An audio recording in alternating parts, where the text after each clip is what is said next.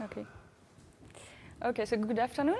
I'm here to share with you the developments we did to integrate Buildroot with Eclipse and provide a development platform for embedded Linux developers. First, I'm Mélanie and I work at Obeo as an Eclipse software developer.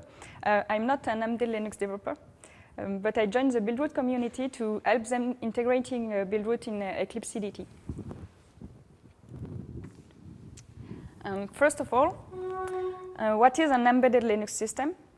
An embedded Linux system is an embedded system that uses the Linux kernel, many open source components of the Linux ecosystem, and some domain-specific applications.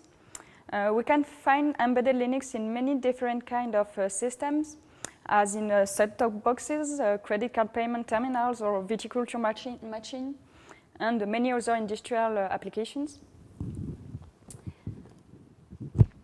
For the demonstration, I will use a fairly typical ARM evaluation platform based on Atmel ARM v5 processor.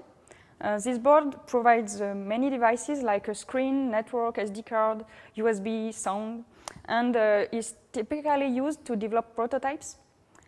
It is usually used as a reference to design specific board for a system.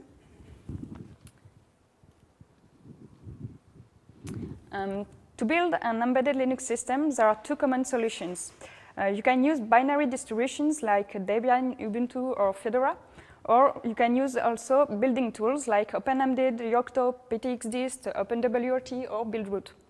The main problems with the binary solution are that it generates heavyweight systems. Not all CPU architectures are supported, and it is not flexible to choose the configuration for each component. With building tools, it is possible to automate the complete reconstruction of system from the source with cross-compilation. A majority of the embedded Linux developments for industrial products and consumer products are using building tools, in fact.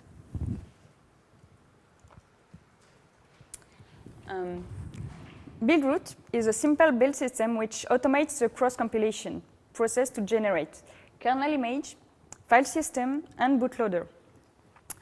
It is developed by an open source community and so is completely vendor neutral. Buildroot is developed under GPL v2 licenses and is written with a well-known Make language. It is actively developed and used for many products and provides choice of options in a configuration interface to configure easily an embedded Linux system. So for the demonstration, I will use a pre-configured Buildroot. It would be easier and faster. So this is Buildroot. To open the menu configuration,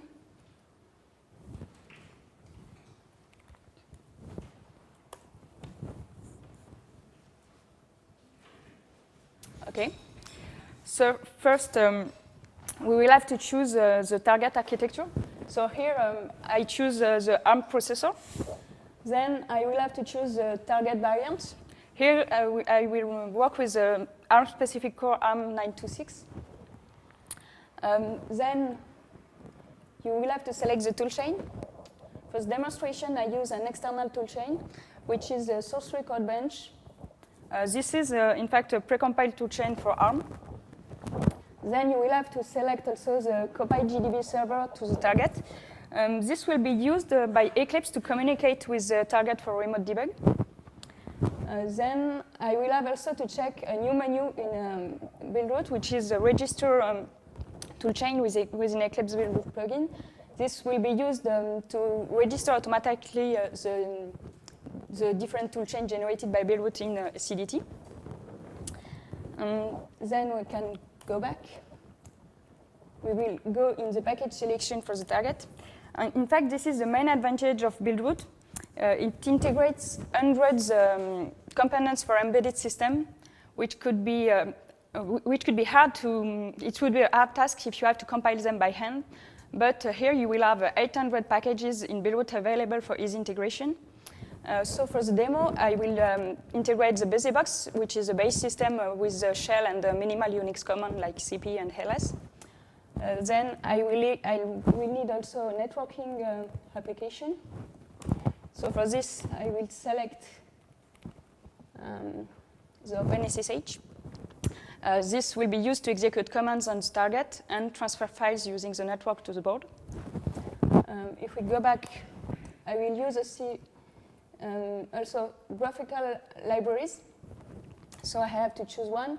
Here I decided to use DirectIV, which is a really simple graphical library, but okay for a demonstration. Then it is missing the file system. Here we will use the UBIFS file system. This would be the target file system. UBIFS is a file system for flash memory. And then, last point, we will have to select a kernel. Here we will select the Linux kernel with the 3.6 version. Okay, so when you have done this, you just have to run the compilation with make. I don't do it right now because it's quite long. And you will obtain a Buildroot system. When the compilation is finished, Buildroot has generated 3 important things: orange on the diagram, 1 Linux kernel binary image, 1 file system image, and 1 extended toolchain, which provides everything needed to build application against libraries included in the target. If we have a look to our new freshly built Buildroot system, we will find first we will have the Linux kernel image in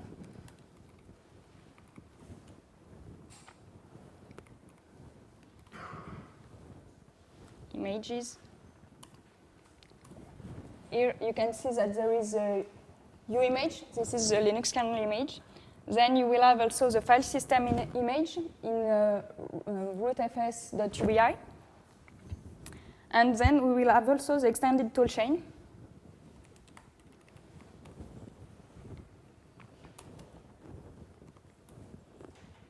Here you can find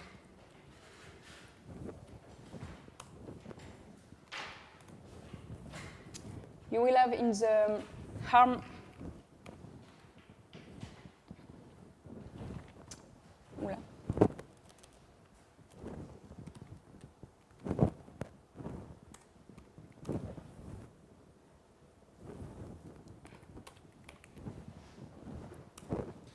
So here you will find, in fact, all the headers and libraries for the target.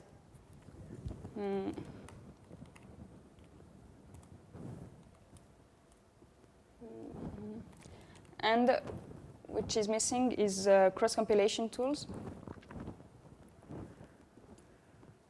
This would be in the binary. And all in blue are the cross-compilation tools used by CDT. Okay.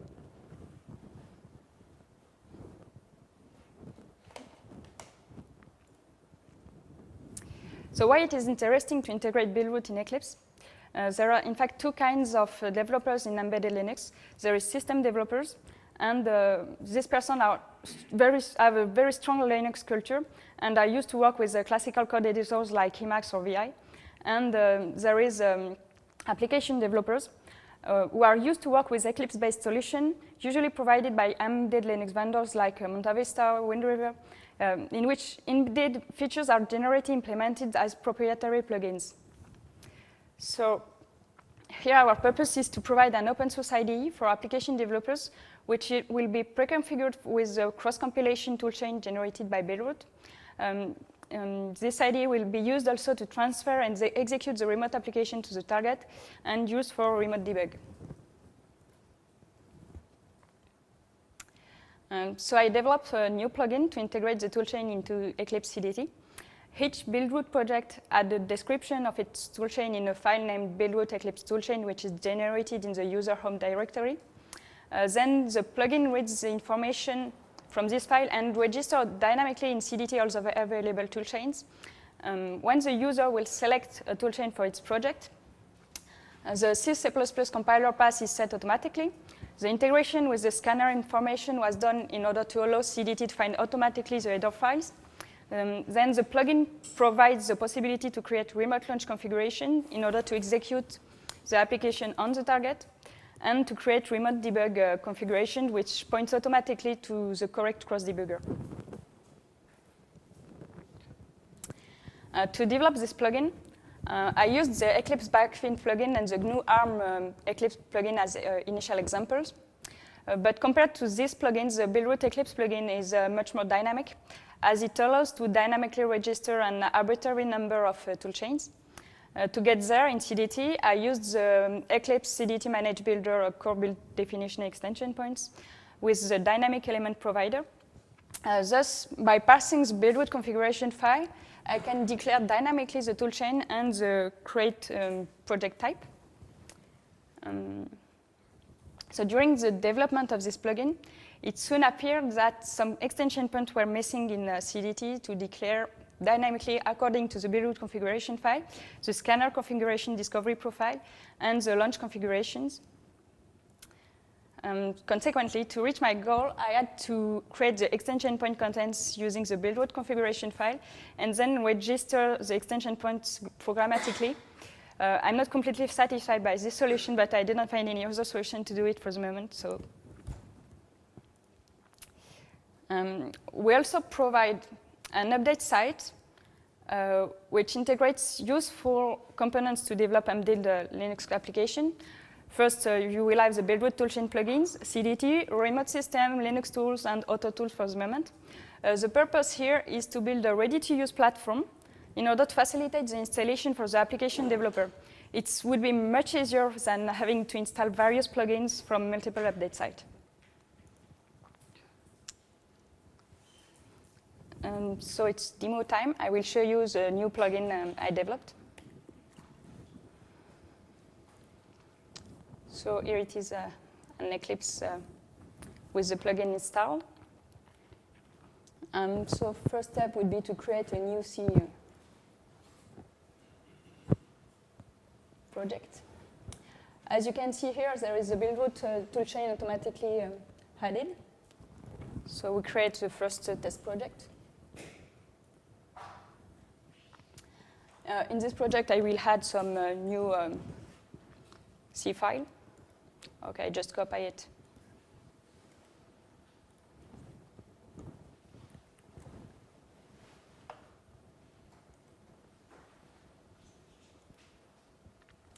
Okay, now I could build this new file. So we will see that this build is done for an ARM platform. So it would be great, as it was what we expected. Then we can easily create a new launch configuration. We had also a new launch configuration for the ARM toolchain. So first thing to do is to create a new connection. As we integrate SSH, we will use SSH. My target is on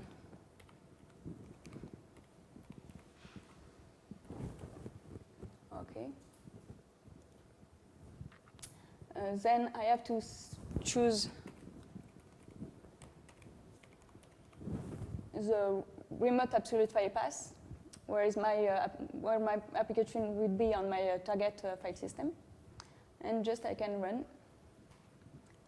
As I use SSH, I have to enter first one password. Okay. Okay, what we see here is that on our target, a LED is blinking. So you can see here, it's so small. But if we have a look to our C file, we can see that the C file is really simple, just something in order that LED blink, and we just print the number of blink. Okay, with this, we can also add some breakpoints.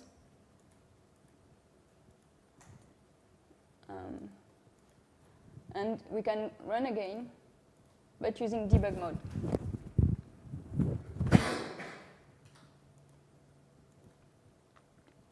So here we can find the count value, and if we run it, we see the evolution of the count.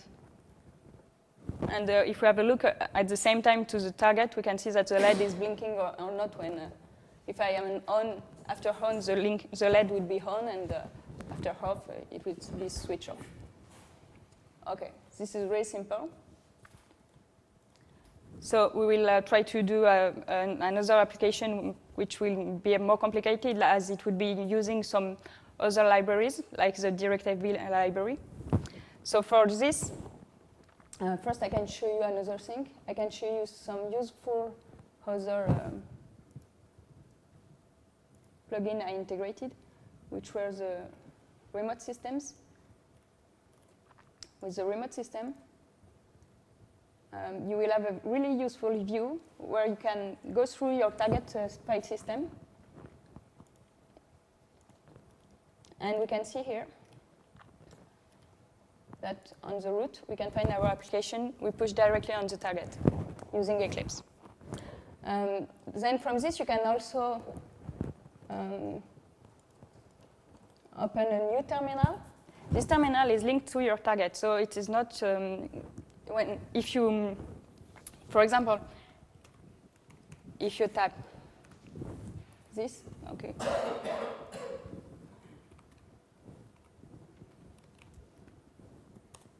Here you can see that we are on the target, we are with the Linux Buildroot 3.6 and with the platform ARM vFarm. If we have a look also to this, we will see the size of our system. We built, our running system is only 6.8 megabytes, so it's a really small system. So these tools are really useful in order that you are directly connected from Eclipse to your target. And then last thing, we can do another application. So that will use the DirectIV. So we reuse the Buildroot same toolchain.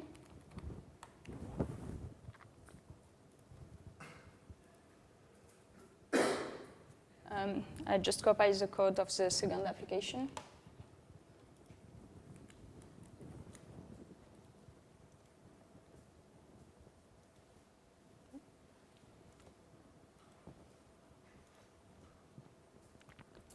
Okay, as this application will use some other libraries, which will be the DirectIV, we will have to push some other information to the compiler and to the linker in order that it could find, in order that it could compile, and in order that the CDT could find some libraries in the code. So for this, first we will go to the settings. No. Okay. Build variables, I will have to add 2 variables. So I will have to declare the DirectIV C flags first.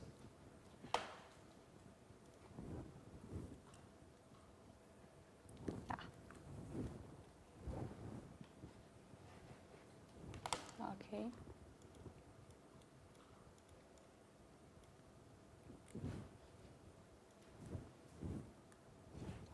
With the value pointing to the output generated by the Buildroot.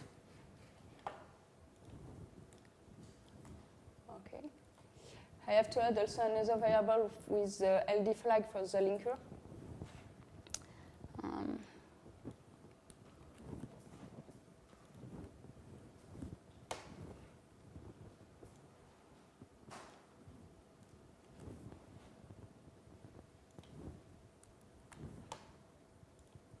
Then I will use these settings with the compiler. So I select my compiler. Oh, it's so small. And I will add them to the includes first. I will have to add the includes of the DirectIV library.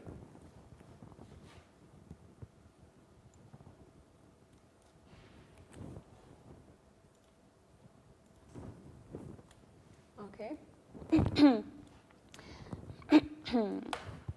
And then I will have to use my variables.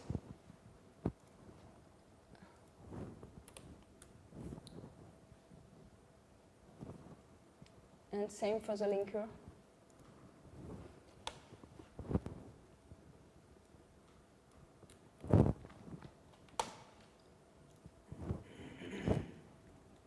Okay. If I apply now, I just have also to say to the CDT in order that it can find the library.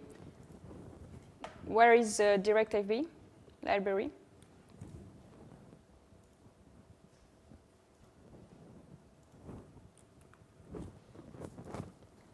Okay.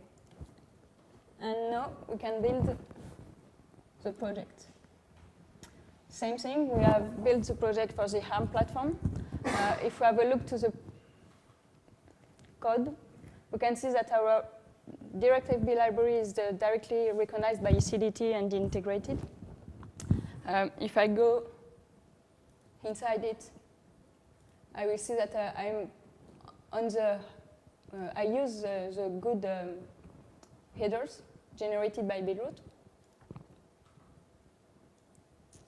So then I can run the application again, create a new run configuration for this one.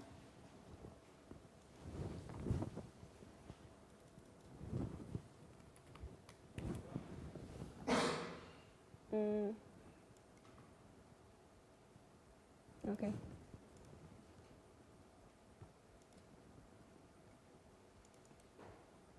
If I select this, it will be easier.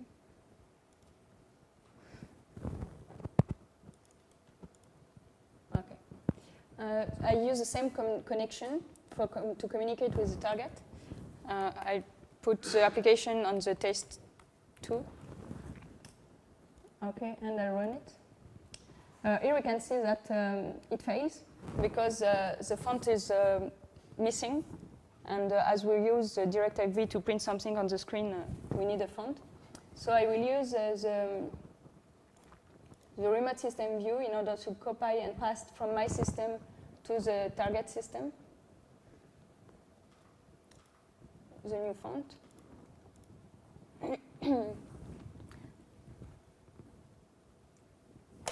So I select just a font on my system.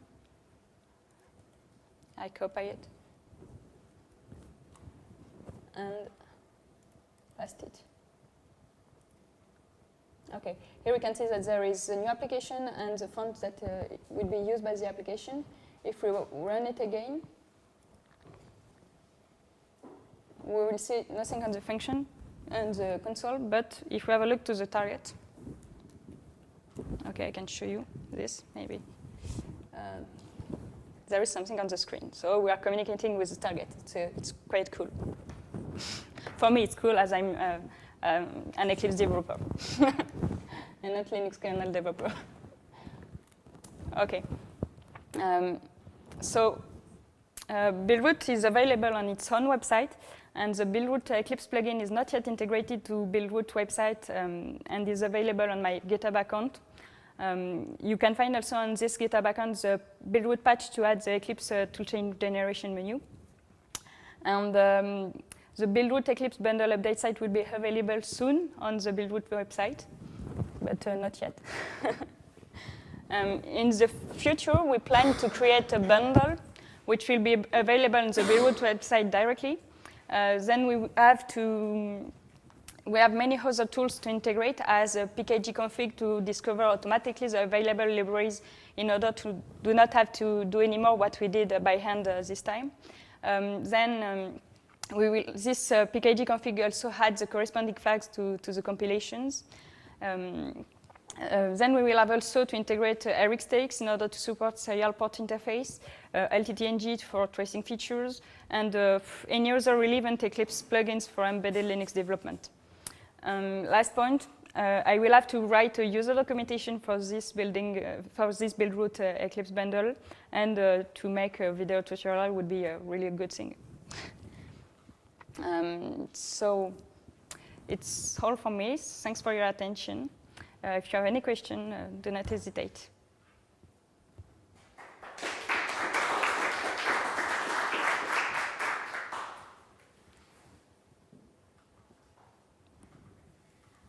No. Do you have some plans to support kernel modules development and debug?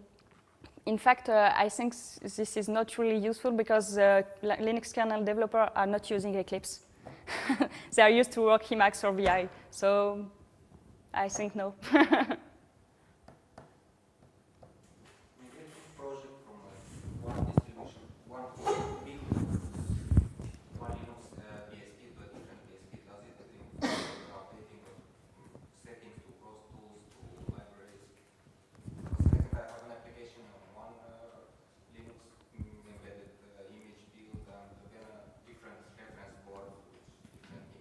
Yeah. How I work the Eclipse project. Okay, so as I said, I'm not a Linux developer.